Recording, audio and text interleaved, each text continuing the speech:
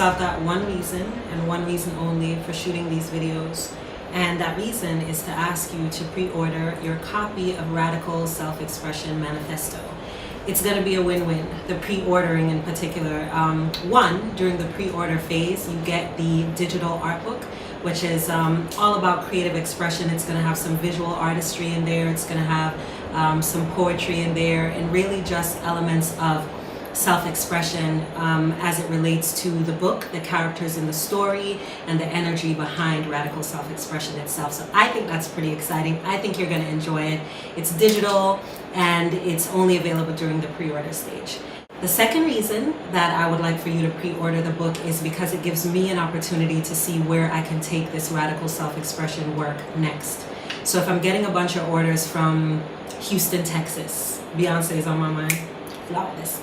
If I'm getting a bunch of orders from Houston, Texas, then I know that I can bring the live events, which I'll be spearheading in Atlanta this year. I know that I can bring it there next because a bunch of people there have the book, they are interested in the work, that sort of thing.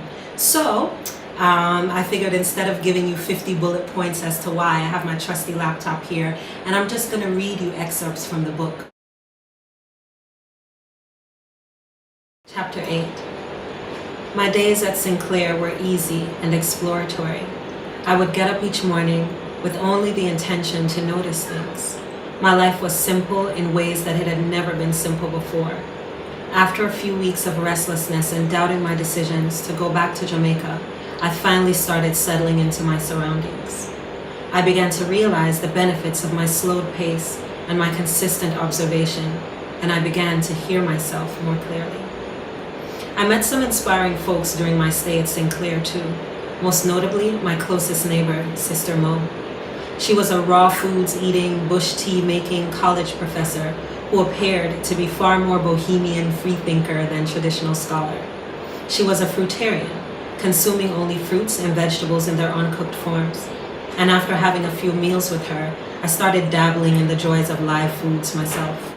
Sister Mo taught cultural studies courses at the University of the West Indies in Kingston and hosted private workshops on women's emotional wellness. She was well-traveled and well-read and knew how to tell a good story.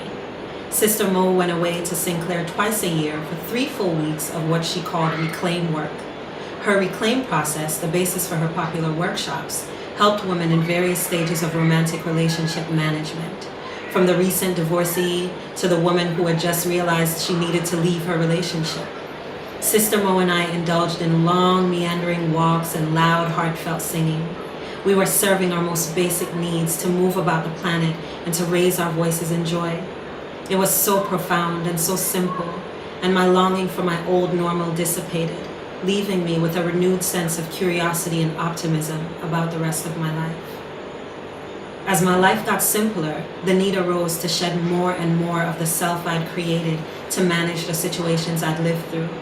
I started seeing that the legs and the wings I nurtured to pull me through my pain points had now become weights that slowed me down and kept me unnecessarily anchored to my past. I didn't need to run or fight anymore, but most of me never got that memo. I was still serving my pain. I was still going at breakneck speed, even though it was time to slow down and remember how to be myself wherever I was.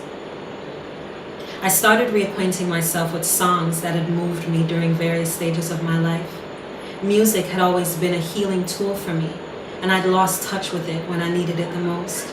I fell in love with songs all over again. I began to write out my own feelings too. I wrote about whatever was on my mind. I wrote about whatever I dreamt that night. I wrote outlines for books that had been sitting inside me for years. I wrote poems. I wrote messages to my future self and to my inner little girl. Those two recipients, my future self and my inner little girl, became more than symbolic representations of my memories and my goals. Those two recipients became and remain today integral parts of the story of me, and perhaps the story of you.